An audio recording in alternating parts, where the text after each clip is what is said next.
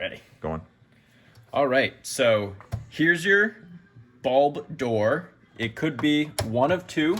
The one that we have on this model here, as you open it up, the entire bulb casing and housing comes out with it.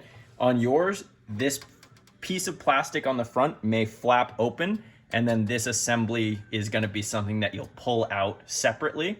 But either way, this casing and how you'll put the bulb in are going to be the same on either model.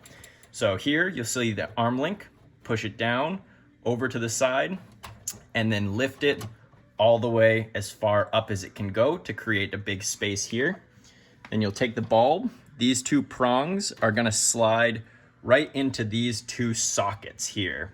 So you'll get the bulb in like this, and you kind of angle it in there, and it should fall fairly flat.